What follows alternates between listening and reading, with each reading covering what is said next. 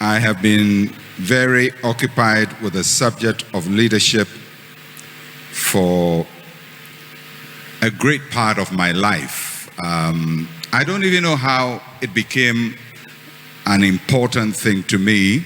I know that at a certain point as I was growing up, I was very concerned with my continent, with Africa, with black people.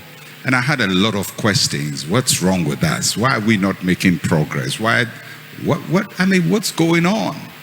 And in my effort to understand, I stumbled on the concept of leadership and what the effect it has on people, on nations, and that if you don't get the right mix, you can do yourself a lot of harm. And I think part of the challenge of our continent is that we have a leadership deficit. And when we say leadership deficit, we don't mean that the people in position are the deficit, because I don't see leadership as positional. Leadership is functional. It runs right through everything people do, from the vulcanizer right up. Everybody who has to move and move others and get things done must know how to do that. So I've studied quite a lot on the subject of leadership. I've studied leadership at the military level. I have studied military strategies of great wars in the world. I have studied about the kings and empires of the world. I have studied about government. I've read biographies and autobiographies of major world leaders in this time, in their past. I like ancient books a lot. So I read a lot of ancient material, things written about 1,000 years ago, 2,000 years ago, sometimes 3,000 years ago. Just trying to figure out how human beings have thought over the years, how we think, what works for us, what doesn't work for us. Yesterday, I touched on leadership formation, and I focused mostly on leadership from the position of a mindset. And so I talked about different kinds of philosophies. I talked about a fatalistic mindset, where you say whatever will be, will be. I talked about the humanist mindset, where you say I can do it all by myself. And neither of which I believe is where we Christians are. We are not fatalists and we are not humanists. And I talked about the biblicist mindset, epitomized by the statement of Paul, I can do all things, not by myself, but through Christ who strengthens me. A biblicist mindset is that whatever God says we can do, we can do. Whoever he says we can be, we can be. Wherever he says we can climb to, we can climb to. God who speaks to us also gives us the ability to fulfill what he says to us. God is not unjust to tell you to jump and not equip you to jump. God is not unjust to tell you to fly and not give you the ability to fly. He created birds with the ability to fly because he wants them to fly. God will not say prosper when you don't have the ability to prosper. God will not say he wants you to be the head if you don't have the ability to be the head.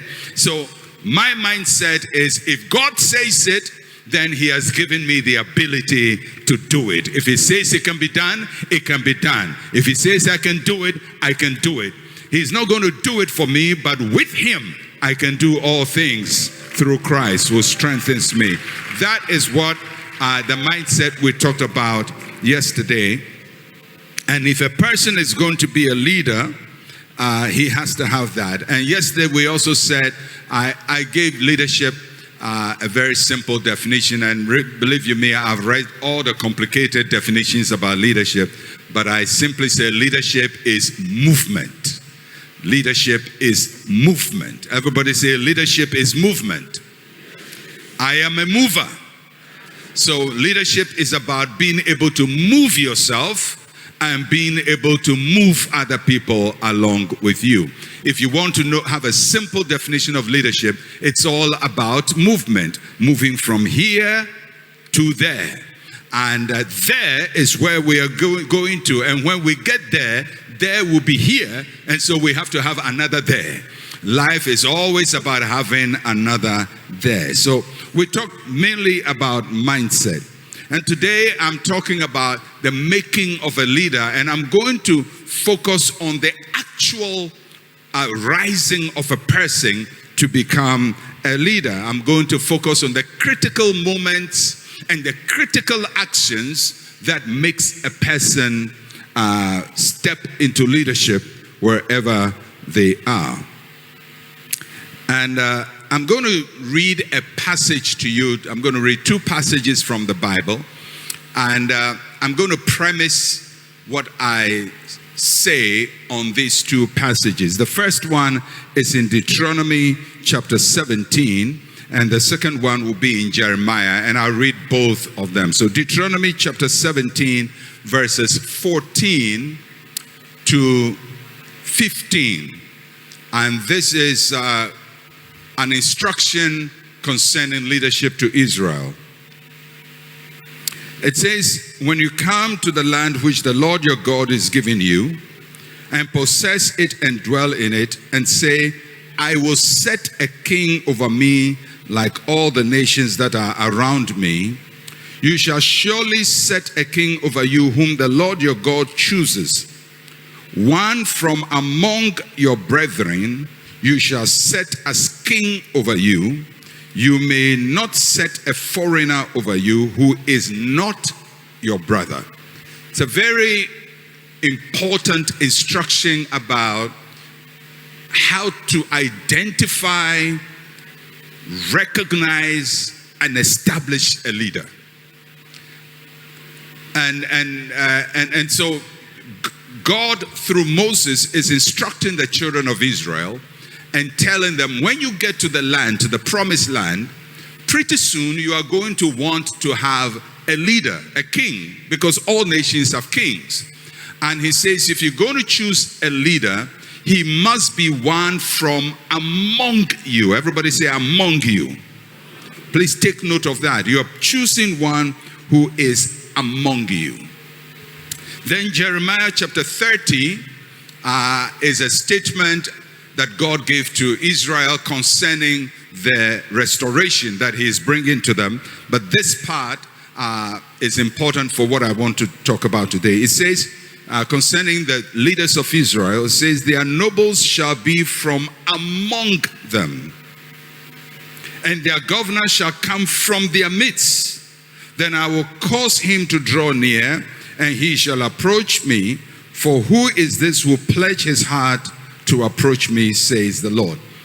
He says that the governor or the leader shall come from among them and shall come from their midst. It's a very interesting statement. It presents a lot of ideas we have to discuss, and I hope that we can get it well in our quest for leadership. God is saying that the leader must be from among the people. Everybody say, from among the people. Where do the leader come from? Where does the leader come from? Okay. Now, so that is a good thing. He says you should not choose a foreigner, but you must choose a leader from among your people. So it's both a blessing and a curse. It's a blessing because you know the leader. It's a curse because he's one of you. Because leaders come from the same stock that produces the people. And if leaders come from the same group or the same stock that produces the people, then there is a problem. The leader is going to be like the people.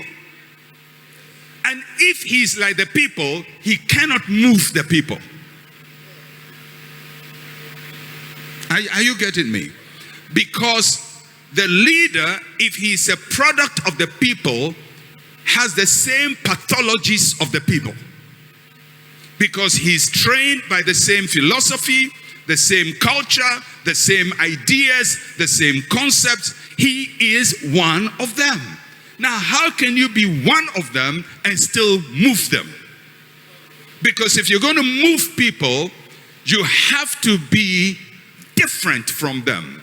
And yet the leader is coming from amongst them. So the challenge in every place where leadership is being sought for is, what kind of person are we looking for? First, he has to be one amongst us. But being one amongst us means that he's going to be sick with our own sicknesses, formed by the same culture that formed us, produced by the same circumstances that produced us. They have the same mindset. They have the same pathologies. So if all of us are fatalists, and the leaders come from amongst us, it is most likely the leader we will produce, who is like us, will also be a fatalist. And if he is like us, then he can't change us. He can't move us because he's like us. This is how Jesus described it in Matthew chapter 15 verse 14. He says, let them alone. He's talking about the leaders of his time, the Pharisees. And he says, let them alone. In other words, forget about them. Why did Jesus say forget about them? He says, they are blind leaders of the blind. And if the blind leads the blind, both will fall into a ditch. So Jesus is saying, if the leader suffers from the same circumstance that the people are suffering from, then he's going to lead them into a ditch. If the leader is just like the people, he is not going to lead them well. Now, I'm going to ask you a hypothetical question, and we will think about it, and maybe we can answer it well. So let's say we are having elections in Ghana, and we do have elections in Ghana. And I think all of us, in a sense, know what is wrong with Ghana. All of us know, in a sense, not everything, but we have a concept of what is wrong in Ghana. So let's say we are having an election, and somebody comes and says, vote for me. And people say, yeah, we'll vote for you. And he says, all of you, my supporters who are going to campaign for me, my foot soldiers, you sweat for me, you will struggle, we will work hard, and we will win power. But I want to tell you that I will not give appointments to any of you. Because for anybody to be appointed, I'm going to set up a panel of interviewers who will appoint or interview people based on merit. They have the ability to do the job, and purely based on qualification, I will appoint people into all the positions. But in any case, help me to win the power.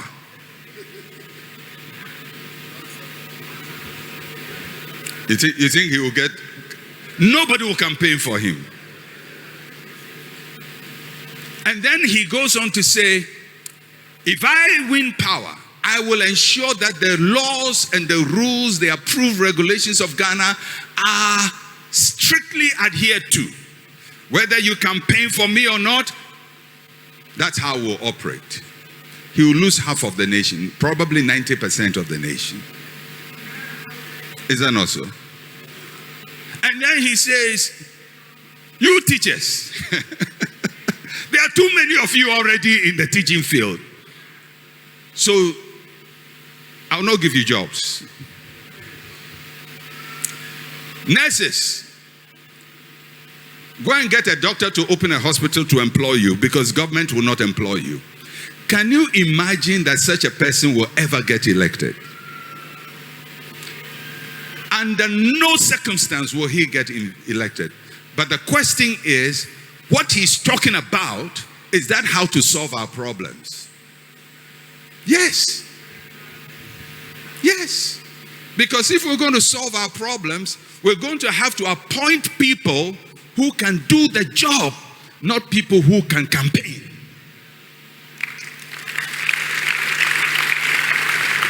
Otherwise, we get it, but we can do it. But nobody is going to support anybody like that. Because the thinking of the people is, if I help you to climb the tree, don't forget me. You must also help me to climb the tree. We call it this way: hand go, hand come. So you find that the society has a way of operating, and the way of operating is destroying it. But if you allowed as the society to pick a leader, they will pick a leader like themselves, and themselves is their problem. Are you getting me? Themselves are the problem. You are the question mark. Your belief system, your values, your understanding, your mindset, your philosophies about how things must work will only lead you to produce somebody like yourself as a leader. Because people don't elect foreigners. And I'm not talking foreigners in terms of another country, but somebody whose idea is foreign to the general idea of the people. They will always pick somebody who is one of them. That is why, although I believe very much in democracy, it is a very difficult process to select the right person. It's very difficult. Very difficult. Because the people will not elect somebody who will hurt them, who will change their life, who will change their lifestyle, who will change their mindset, who will challenge them to be different. They always want somebody who will help them to be where they are and hope that by being where they are, they can get there. Because one thing I can tell you about life, improvement is not normal. And improvement is not natural. So if you leave something in the same place, it will not improve. If I leave this pulpit here, it will never move. I'll go next year, I'll come, it is here. Next 5 years, it is here. The only time it will move is if something powerful moves it.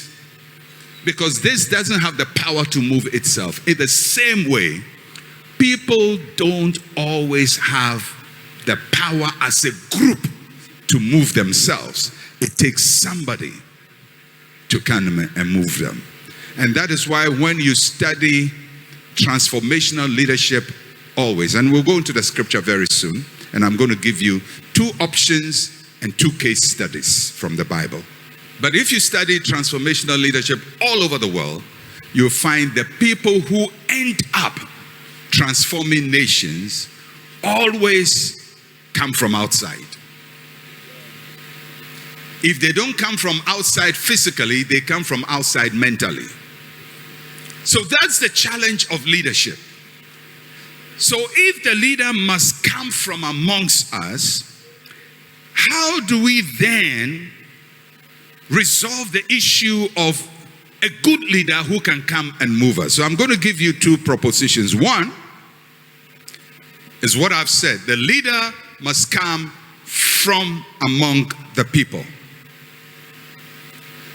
2, the leader must be different from the people. So 1, the leader must come from among the people. 2, the leader must be different from the people. The question is, how do you get somebody from among the people who is different? How is that possible? Because if he's like among the people, he's like them. So I'm going to give you two case studies in the Bible of two major transformational leaders in the Bible. Both of them were among the people, and they were different from the people. And I'm going to show you why they were different from the people and why they became transformational. And if we're going to really emerge as transformational leaders wherever we are, then these are the two models. That is the reason why Pastor Eastwood can stay amongst the people and still be different. And I'm going to show you why pretty soon from the Bible. That's the kind of leader we are working towards. So the first case study is Moses. We all know Moses was a great leader, wasn't he? It's a great leader. Moses is a great leader. Moses comes in the scene at a time when Israel has been in captivity for 400 years. In fact, about 390 or so years. So they've been in captivity for about 350 years. The whole nation. Now, you know, 350 years is a long time. It's a long time. When Israel went into Egypt 390 years earlier, there were 70 people. Jacob, his 12 kids, their wives, their children, 70. They went to live in Goshen. And over the years, they were a very blessed people. And they were burning like nothing. They were having children and children and children and children and children. At a point, they gave birth to so many children that they were more than the Egyptians.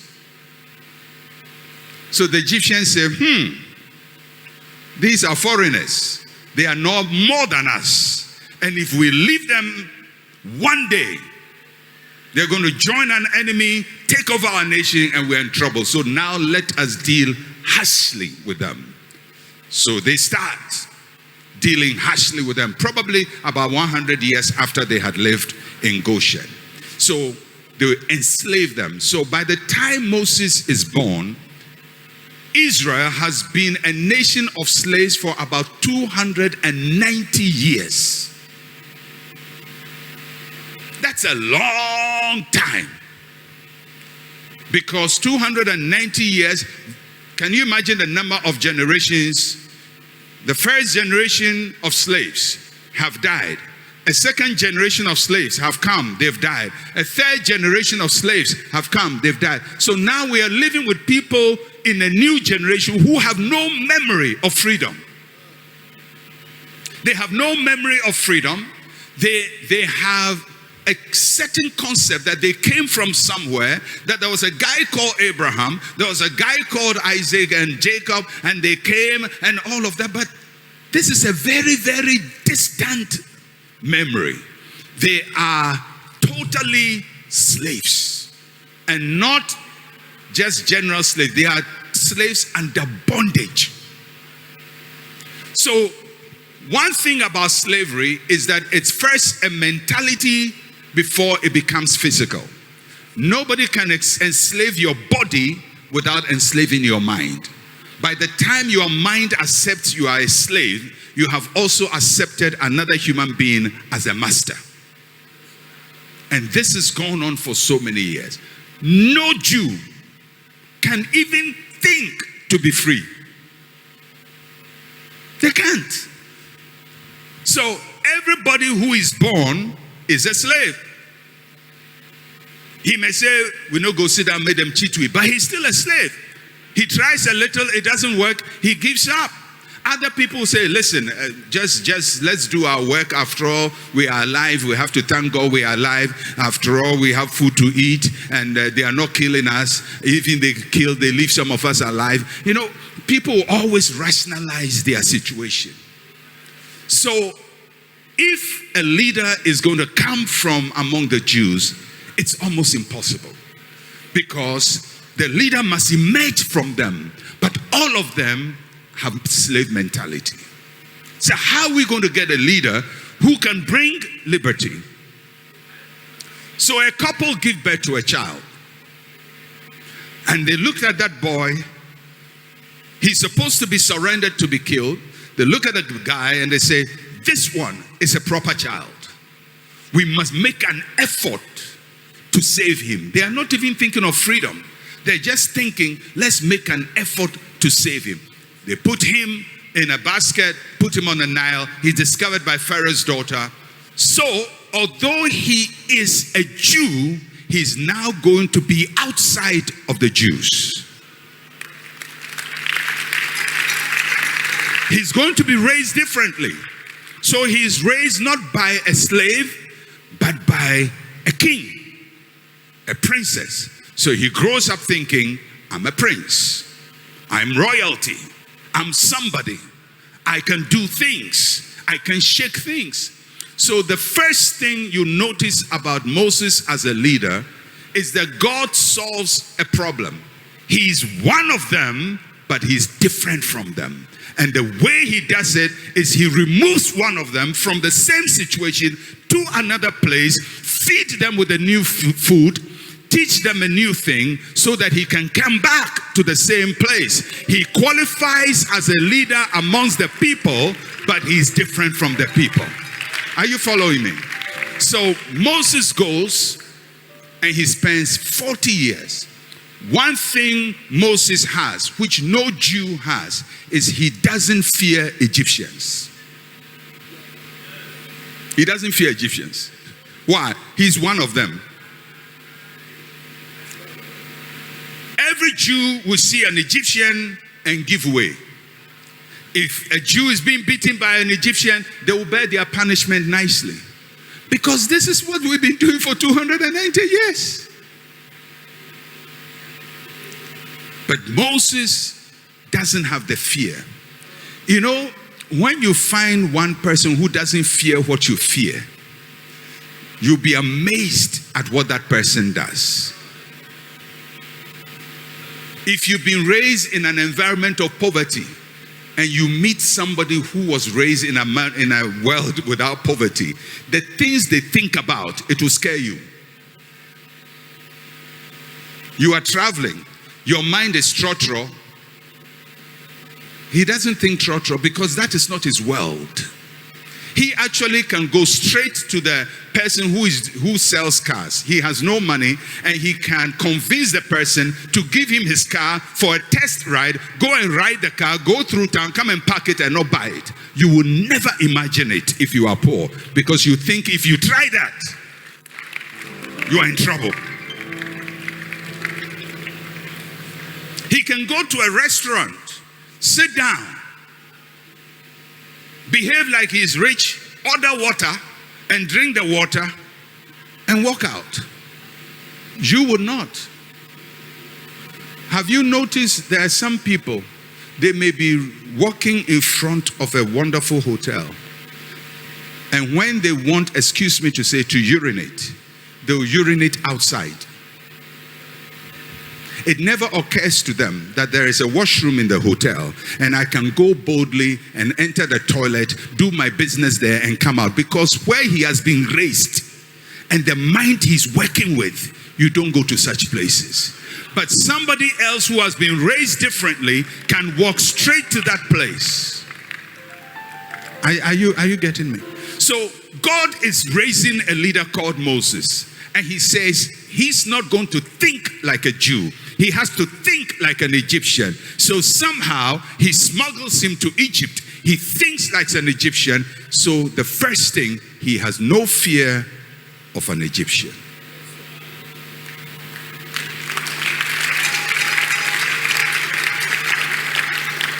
If you check the history of Ghana, our colonial fight, all the people who were fighting for Ghana's freedom, they didn't fear the white man, because they had sat in classroom with them and beat them at class. When they came back, they could easily demand freedom. But the people who are here, they say, oh, the white man is good, oh, he's the best thing. Because somehow their mind has been so colonized, they can't even imagine freedom.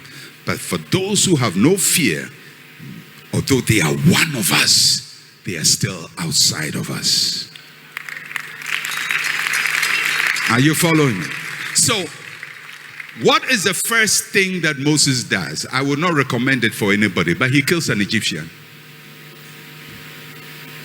He kills an Egyptian. He has no fear of them. He sees an Egyptian molesting a Jew, and he just, I don't know what it is, slaps him around, whatever, boots him. He kills him.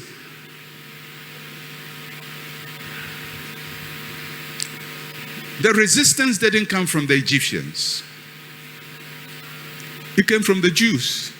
Hey, Moses, this man, you've killed an Egyptian. They started reporting him. Because to the Jewish mind, it's like a god. You can't kill an Egyptian. The first time Moses acts like a leader, he acts because he has no fear of the things the people are afraid of. And he kills an Egyptian. And he runs away. And later when you check Moses' life, he feared the Jews more than the Egyptians. Because he didn't live amongst them. He was afraid of the Jews, the Hebrews. In fact, all the signs he asked from God to give him, it was to convince the Jews that he is the one to deliver them. He didn't have fear of the Egyptians. Why? Because he was raised in the best of their world. He went to the best of their schools, understand their philosophy. He doesn't fear. Leaders emerge and become transformational when they conquer the things that trouble and worry their people, the fears of their people, the inferiority of their people, the ideas of their people that hold them back. And they only do that if they have another form of education that does not come from the same place that their people are. Second thing Moses had to deal with. He doesn't fear the Egyptians, but he fears the Egyptian gods. That's why he had to go to Jethro. So 40 years of his life, he learns not to fear an Egyptian. The next 40 years, he learns not to fear the Egyptian gods. Because he meets the priest of Midian, who teaches him about the God of Abraham. Eventually, he meets the God of Abraham in a burning bush, in the most supernatural and spectacular way, more than anything he has seen in Egypt. And so he can now conquer the two things that his people are afraid of, the Egyptian and the gods of the Egyptians. And out of that, Moses steps out and he goes straight to the front, to the palace of Pharaoh, and said, let my people go.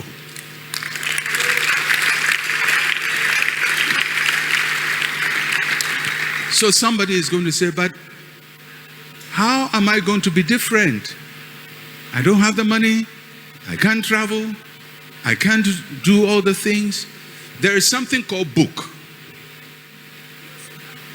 Have you heard of book? A book is one way, or reading is one way to travel from where you are into another world. So you can live in 2025 and travel back to 1500. You can travel back to the Roman Empire. You can travel to Russia. You can travel to France. You can travel to you can travel and meet Aristotle. You can meet Plato. You can meet Socrates. You can meet Pythagoras. You can meet all these people. How do you meet them? In your mind, by reading. Somebody once said, the safest way to keep anything from an African, it's a very insulting statement. I don't like to repeat it, but I have to say it just to illustrate a point. I hate the statement, but it says the safest place to hide something from an African is in a book. Because he will never open it. And if I ask how many of you have read any serious book in the last 5 years? Of course you read newspaper, but the newspaper is circulating Ghana news. You listen to radio in Ghana, it's circulating Ghana news. So as you listen, you are becoming more and more like the pathology. The sickness is infecting, it's reinfection. So you are listening, your conversations. So a time is going to come, you realize that everything you know in your life is only based on what every Ghanaian knows. And if everything you know is based on what every Ghanaian knows, then how are you going to break and transform Ghana? You can't. Transformation starts with mental transformation. And the only way to get that is to get information that is not immediately available in your culture. Moses had to get it in Pharaoh's house, but you can get it by reading, by listening, by training your mind, by exposing your mind. Not only, in Ghana, we do well with reading, but we only read things that will help us pass an exam to get a certificate we can put on a wall. This is the most certificated nation you can find anywhere in the world without productivity. Everybody has an MBA. In other places, when people have an MBA, they are really good. Here, we have the MBA and we can't solve any problem. Everybody is studying law. God bless you.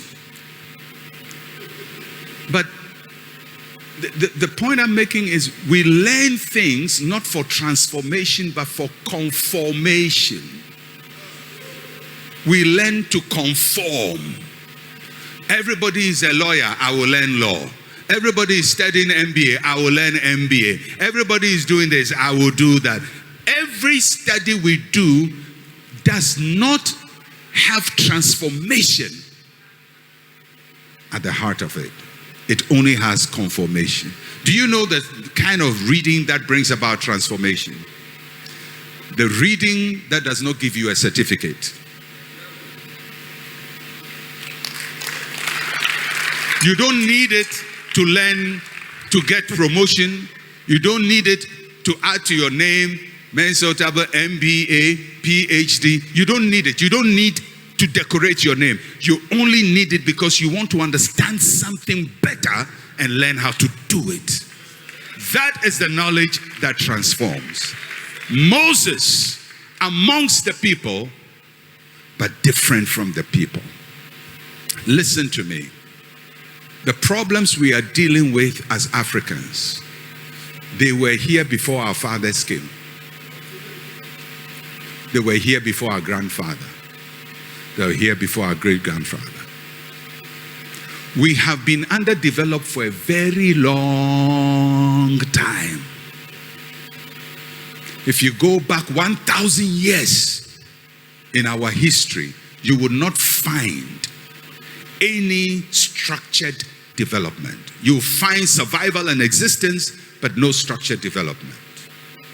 If you go back, you have to go back probably about 3,000 years or 2,500 years to find any measurable development in Africa, and that is in Northern Africa. But here, south of the Sahara, in the equatorial jungle, those of us here, we don't have a history of development.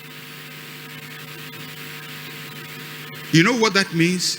Moses is fighting 250 years or so of slavery. We are fighting 2,500 years of a system that keeps being passed on to us every day. It is so normal to us. It is normal. We don't even see anything wrong with it. And so we repeat the situation one after the other.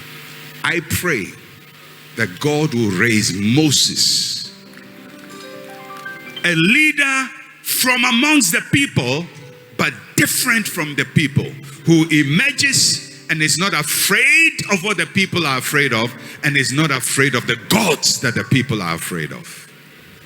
May the Lord make you that Moses. Real transformation is not exciting. Real transformation is not about dancing and being happy. Real transformation comes from, it's a brain work. Brain work. You will crack your brain till your brain is cracked. You will ask questions and answer the questions. You will try to figure out, why are we here? The question that Gideon was asking, if God is for us, why are we like this? If we pray and pray and pray and pray, and collectively we are not seeing the transformation, we should pause and ask ourselves, what are we not doing? Not that the prayer is wrong, but what else are we not doing? Pray, but think. And in my life, Pastor Eastwood, of all that I've studied, and I'm not the best in the world, but everything I've studied, and I've studied a lot, believe you me. If I show you the kinds of things I read every day, you say, why are you reading this? I need to understand. I need to understand the empires of the world. Why did they become great? How did the Persians become great? How did the Phoenicians make it? How did the Aztecs make it? What do we need to do? And there is one thing I can say conclusively. Every society that has been transformed, it has come from a leader who is one of them, but is an outsider. I've never seen a conforming leader bring about any change. He's one of them, but he's an outsider. He thinks different. And sometimes he thinks different so much so that people think there is something wrong with him. He thinks different. So, how do leaders emerge? They emerge from an outside place. They don't emerge from where the majority of the people are. If you want to be in the majority, you can't be a transformational leader. Because transformational leaders are essentially minorities, and their thinking doesn't conform to everybody's thinking. That's why I believe that if you allow the majority of the people to always choose what they want, they will always make a mistake.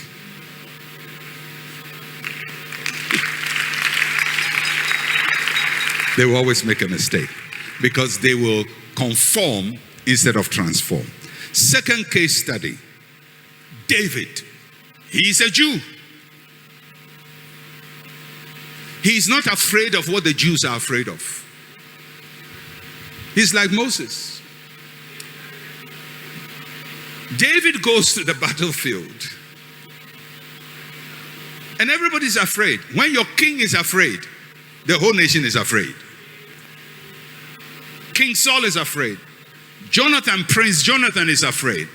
Army generals are afraid because there's one guy there called Goliath, and every Jew is afraid of him except this one boy. He's not afraid of what the nation is afraid of. So something has happened to him. Something has intervened between David and Israel, so that David can be in Israel but not think like the average Israelite. And it came through rejection. David puts it in the psalm. He says, when my father and mother forsake me, then you will take me. His father and mother forsook him. The lastborn. Everybody is in town. He is in the jungle. He's in the wilderness. Abandoned. To the extent that when Samuel comes and is looking for all the sons of Jesse, nobody considers that David is a candidate. But in that outsider position, he develops an outsider's mindset. Because the insider mindset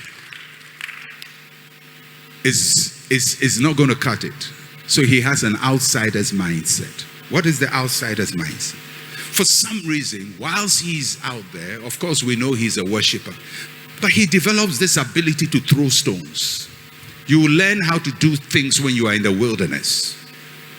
So he learns how to throw stones. So he's killing lions and bears with a stone. I mean, he's a fisherman. And the lion is running and he can hit a moving target. He's using them for target practice. So David has developed this idea where if you read the history of the Jews, the two things they fear, lion and bear. They fear. And actually, most cultures, we fear a lion and a bear. You don't mess with them. David is messing with lions and bears. His brother is conforming in the military. They don't teach them how to kill bears in the military of Israel. So he knows how to do salutes and mark time and attention and all of that. He has all of that. He has his medals. But he doesn't know how to confront unorthodox problems. Non-conforming giants. So David is an outsider. The whole nation, he's the only one who thinks differently. So he's sent to the battlefield. And he sees this big guy there. And he doesn't blink. Now, I mean, when you read the story of David, sometimes I pause and say, he doesn't even say, let me go and think about it. He doesn't blink. He doesn't analyze.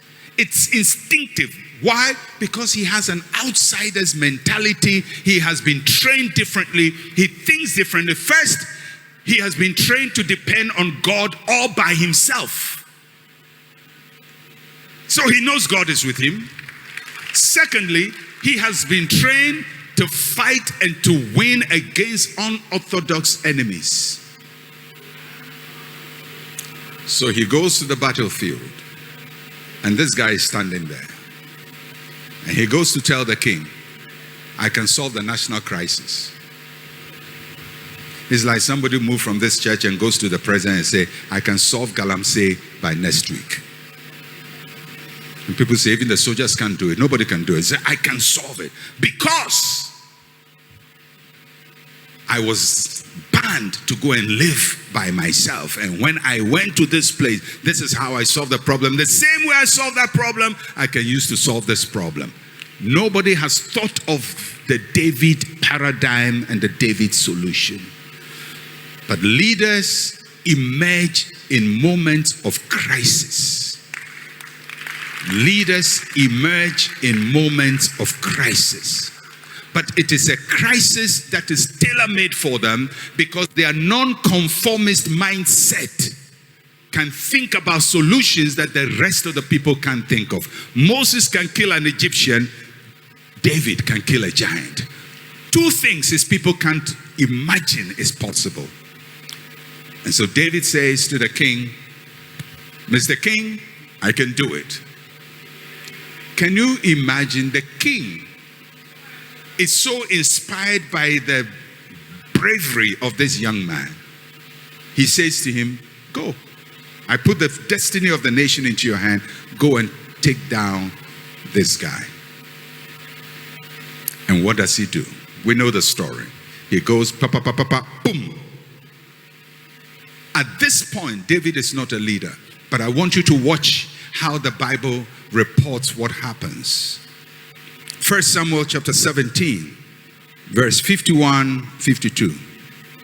Therefore David ran and stood over the Philistine, took his sword and drew it out of its sheath and killed him and cut off his head with it. And when the Philistines saw that their champion was dead, they fled. Now note verse 52. Now the men of Israel and Judah arose and shouted and pursued the Philistines as far as the entrance of the valley and to the gates of Ekron. What has happened?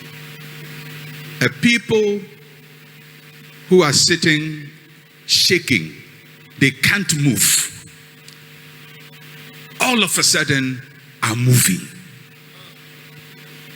Everybody is moving. They shout and they move. And why are they moving? Because of David. David is the one moving them. And in my estimation, that is the moment David became the leader of Israel. At that moment, without a position, without a title, without official statement, without anybody even announcing him, the people instinctively knew who the leader of the nation was. He is that young boy holding the head of Goliath with a sword in his hand. And because of that image, it moves the whole nation from a time of defeat to a time of victory. Leaders are movers. They are movers.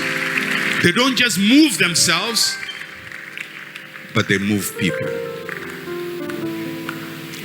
There is a crisis you are supposed to solve. There is something you are supposed to make right. And part of God's training is to seclude you from everybody.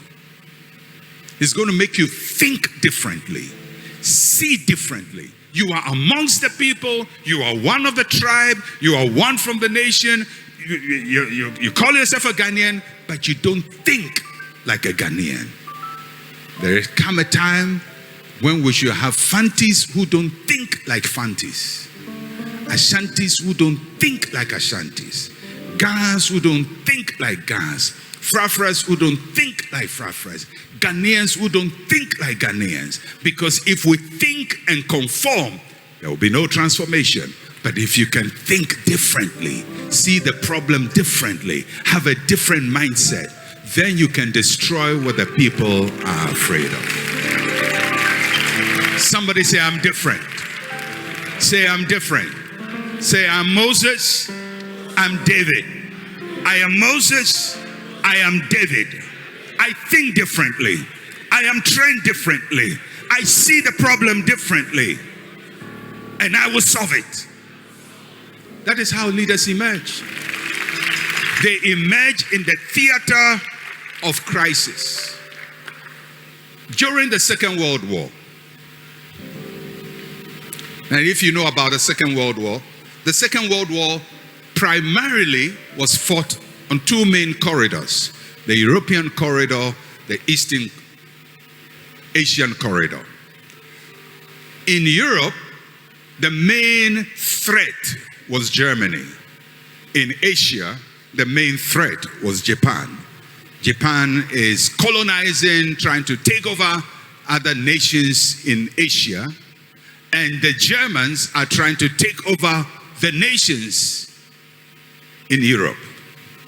So Germany just went through Poland, and within 48 hours, Poland is conquered.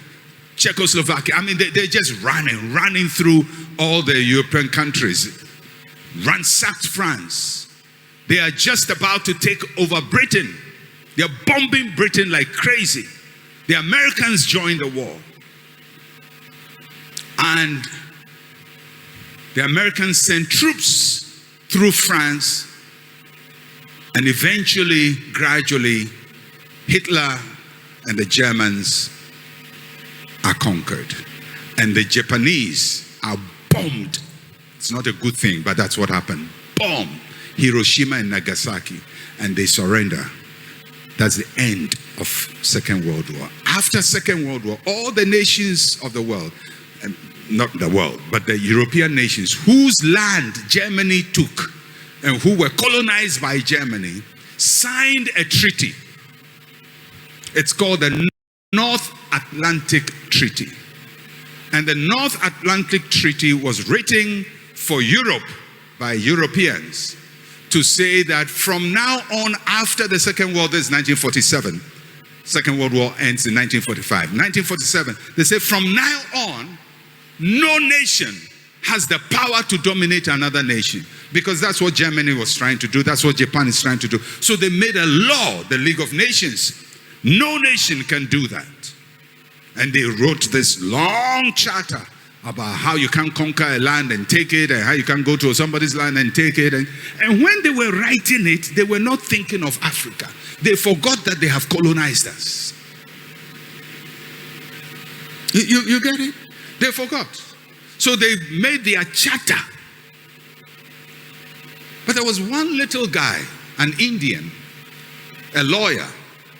He used to be in South Africa, practiced law in South Africa, moved back to his native India. He's called Mahatma Gandhi. And as a lawyer, he read the North Atlantic Treaty and said, whoa, wait a minute. They don't want to be colonized, and they have protected themselves. So he took the same treaty that is not designed for him, and he started fighting for independence. And on the basis of his pleadings, India became independent because of North Atlantic Treaty. At the same time, a young Ghanaian called Kwame Nkrumah heard about what Gandhi has said, inspired by the writings of Gandhi, inspired by the spirit of Gandhi, starts fighting for the independence of his people. What am I saying? Gandhi's mind was not the typical Indian mind. So the average person will read the same document and say, well, it doesn't concern us, it's the Egyptians. But if you have been an outsider and you come in, you have a way of seeing things differently.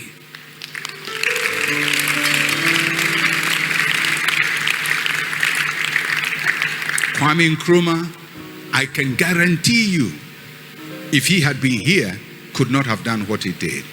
He went to Europe, went to America, came with a totally different can-do mindset.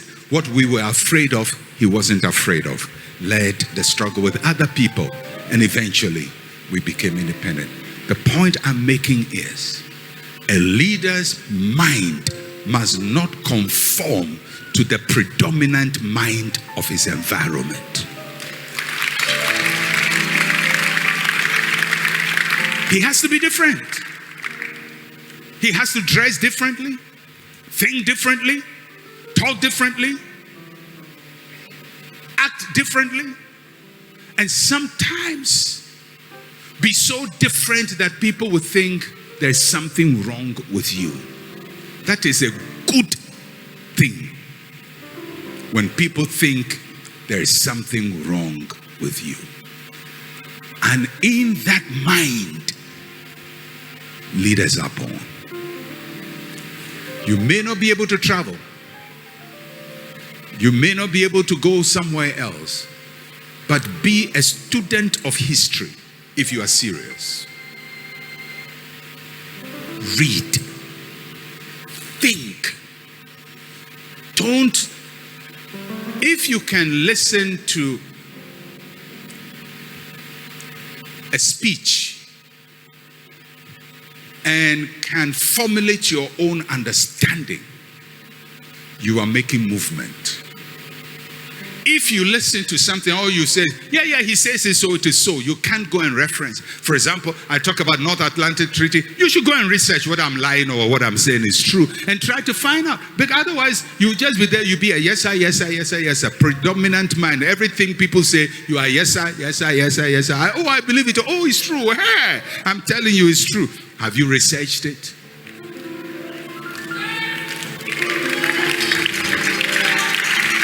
Have you? That's why we listen to radio with no analysis. People say things without any proof. They just say whatever they want to say because they know you. They know you. They are feeding you what they know you to be. If the people know that you are analytical, they will start thinking differently. But they come from us and they only conform to who we are. I believe, in my own little way, I believe that this man here, my dear friend, my brother, is that kind of a leader.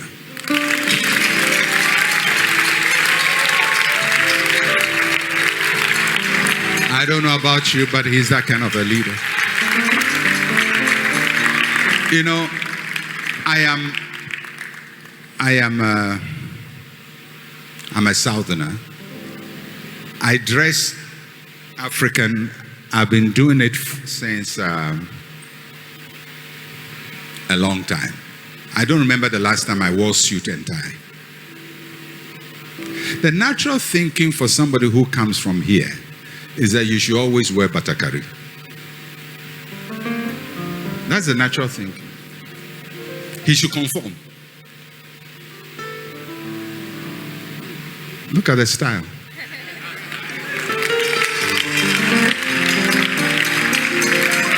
As simple as that is, it's a non-conformist mindset.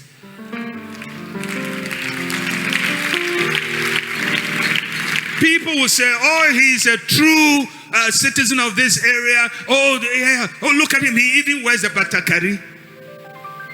And when they said that, all they're saying is that he has adapted. He has conformed. But true leaders don't conform. They stick out differently. They stand out differently. And they are not afraid to go against popular opinion. They are not afraid. Everybody is going left, right, going this way, and then they are going the other way.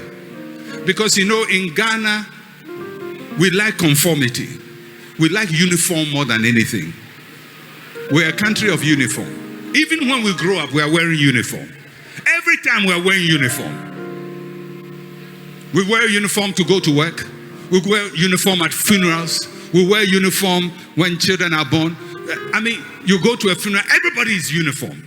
Child naming, everybody is uniform. Can you imagine you go to a child naming ceremony, everybody is wearing white, somebody is wearing red. People say, what is this? Because we live in a society where doing what everybody does is what gives us identity. But I am proposing that doing what everybody does will keep you where everybody is. And if you're going to emerge as a leader, you have to learn sometimes to say, I will be different.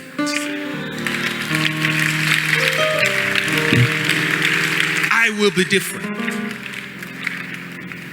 I will be different. You know, there is a big debate going on now about mother tongue and all of that. One of the things, you see, we don't read history. Do you know the biggest language, the most prominent language in the world 2,000 years ago? Do you know the lingua franca? Latin. That was the language of the Roman Empire. The Roman Empire ruled everywhere. Everybody spoke Latin. Everybody. If it was your mother tongue, you'll be happy. Latin is dead. Because the natural cause of human history is languages die. They die because there are not enough people to speak them, and they will die because they don't have commercial power.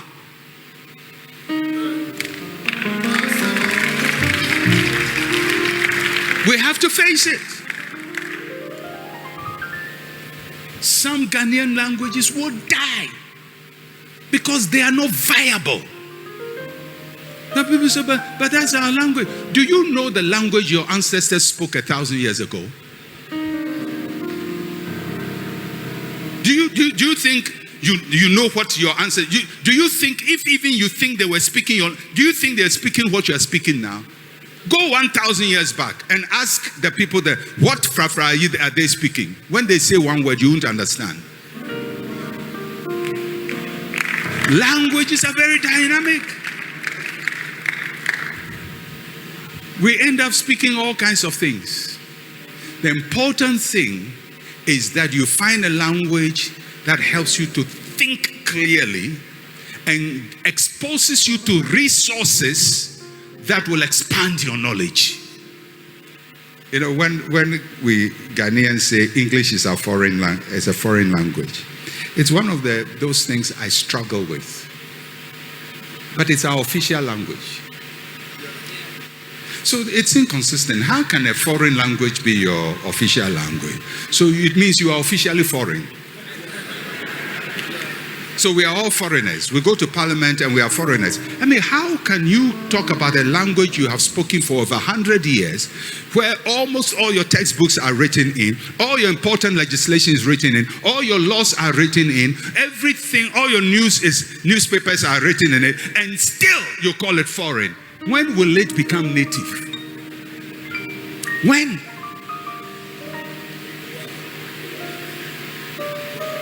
Because the English people in Britain, the English they are speaking now is not their language.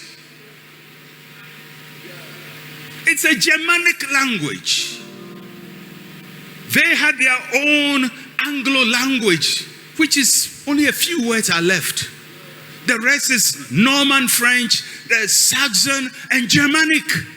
And they have mixed it into what they are speaking. If you go 1,000 years or 1,500 years now, the people in England, if they speak English, you won't understand.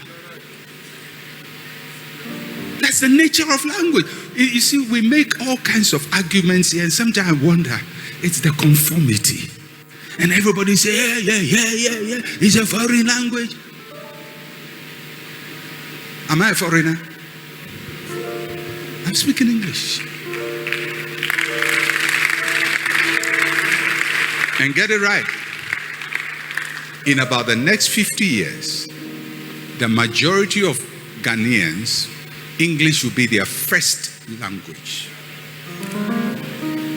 It will be their mother tongue. Why? Because that's what their mother taught them.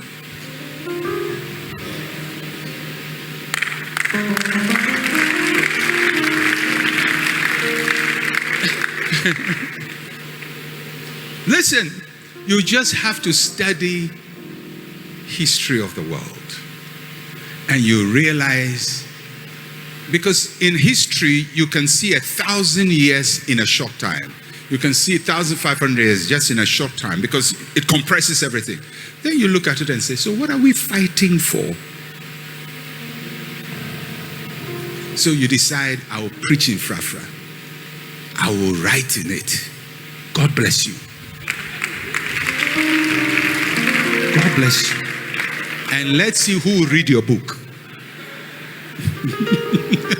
Just, if we are blessed, can you imagine if Portugal had colonized Ghana?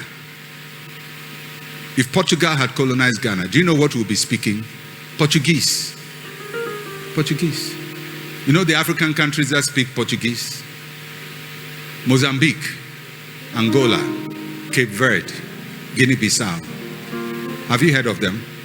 Do you read news from them? Woe on you if the Portuguese colonize you.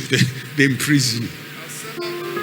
But we inherited a global language that enables us to have access to a rich resource of information in the world, and we can think big ideas and talk big talk because of that.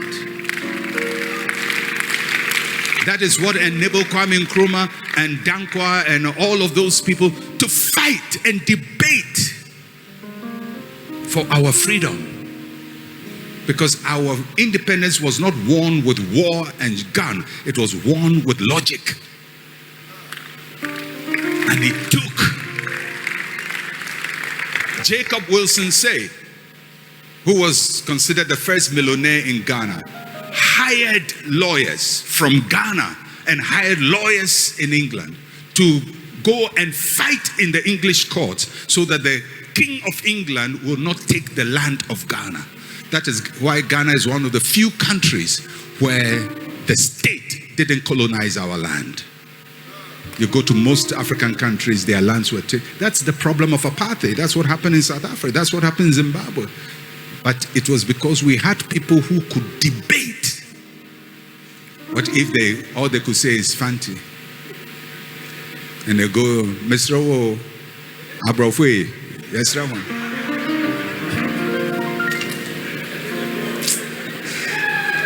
I mean, I'm not making fun, but listen.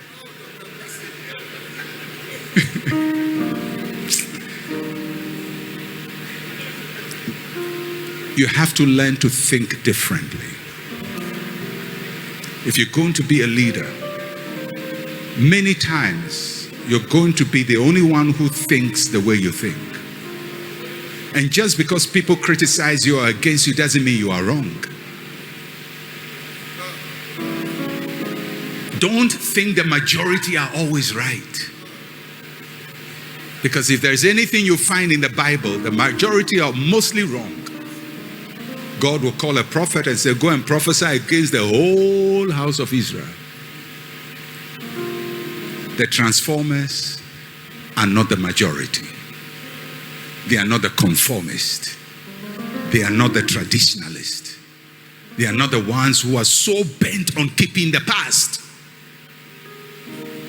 You know, many times I listen to people, we have to keep our past, we have to keep the past. Most countries that are doing well, you don't hear that language. They're thinking of the future. We are thinking about preserving the past. There is a point in history, there is a way in which we preserve history and the knowledge of the past. But let us not be so obsessed with the status quo that we can't change anything. And if there is anything I feel is at the heart of African underdevelopment, it is what I call cultural inertia. The culture is stuck. And the people are stuck. And they are stuck in the life of their ancestors.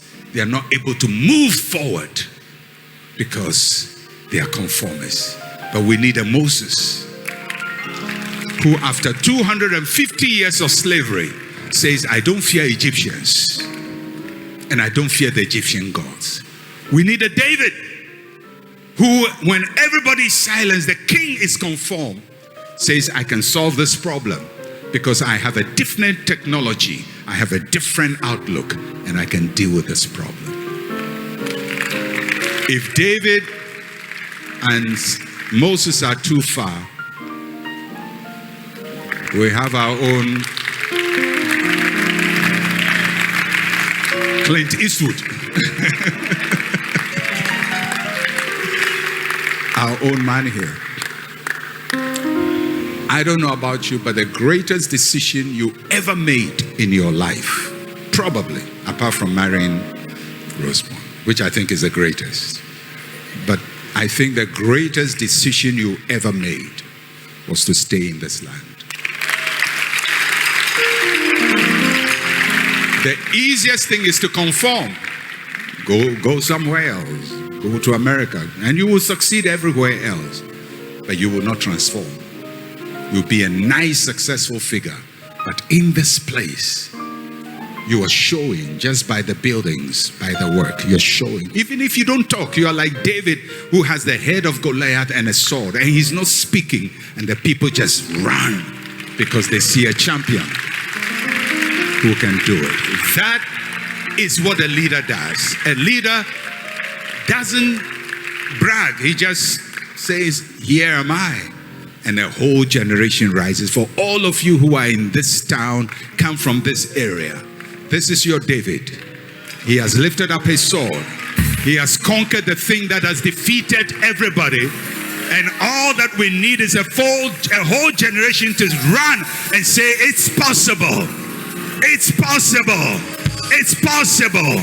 We can also build hospitals. We can build schools. We can build factories. We can build industries. We can make a difference. We can shift it.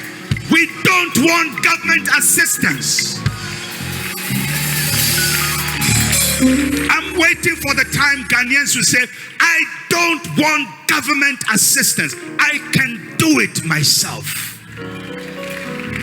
Because this was not done with government assistance. This was not done with NGO support.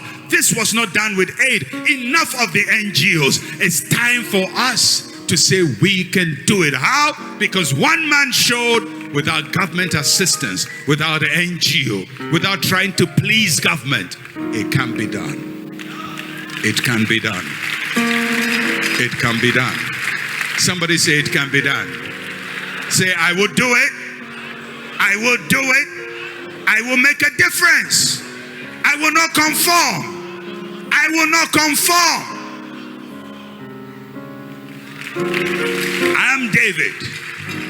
I am Moses. And that's what it means for a leader to be made. They emerge out of center field. Everybody says he's coming from here, he comes from there. Everybody says this is how you do it. He says, I do it differently. May the Lord make you that difference maker. Father, we thank you. We thank you for the release of a new spirit of dare, of a courageous spirit, of a fighting spirit, of a thinking mind for your people, Lord, that in this room, in this house, you will raise a new generation of leaders. For those mothers sitting up there, you are a change maker. You are a difference maker. You are a change maker. You are a difference maker. Your story is about to change, because you are about to go in a different direction. Your children will be different. Your children's children will be different. Your generations after you will be different. Because somebody has shown it is possible. May God bless you and keep you and cause His light to shine upon you in Jesus' name. God bless you.